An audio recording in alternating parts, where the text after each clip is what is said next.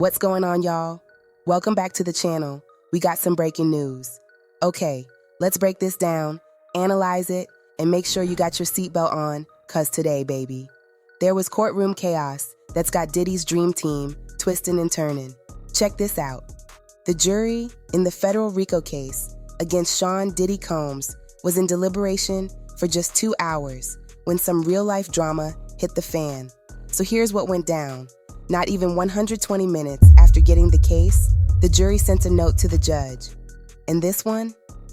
Yeah, was one of 2 notes that had everybody clutching pearls. First, it was reported that one of the jurors stated that they cannot follow the judge's instructions, and like clockwork, the courtroom started buzzing.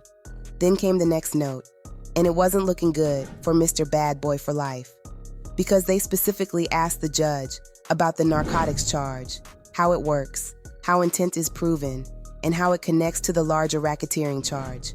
Now let me break this down in plain English for y'all.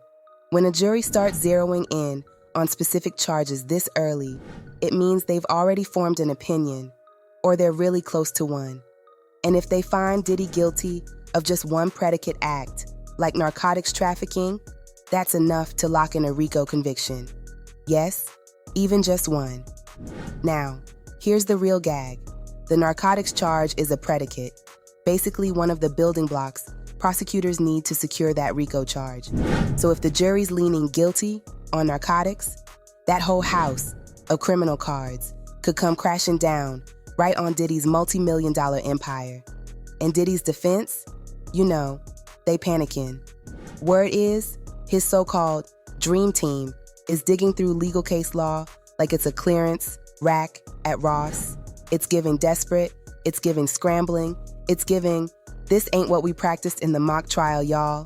Diddy has spent millions on these high-powered, high-profile attorneys with shiny resumes and fancy court shoes.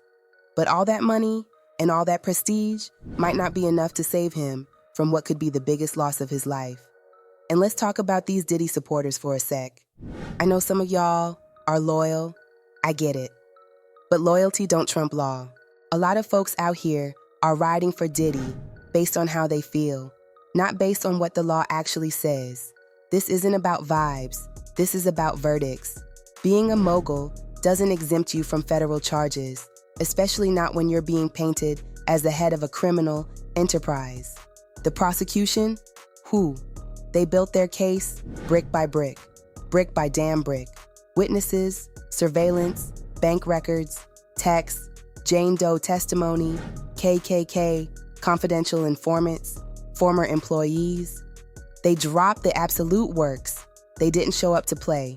They showed up with receipts, witnesses, and RICO heat. And now, it's almost impossible to imagine this ending in anything other than guilty, unless some legal Hail Mary gets pulled out the sky. Mark Agnifilo and crew, they came in trying to out-talk the charges instead of out-argue them. The defense strategy has been soft, uninspired, and honestly, low-key embarrassing.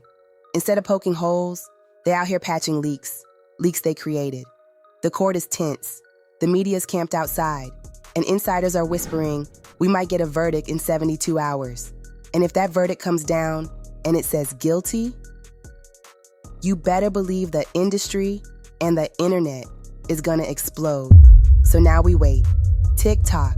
But from what we've seen so far, Diddy's dream might be over. The empire looks shaky, the jury looks focused, and the prosecution looks like they just delivered a masterclass in RICO 101. Now I wanna hear what y'all think.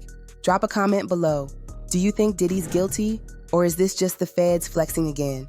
Make sure you like, share, and subscribe. Help us grow the channel. See you in the next one. Peace.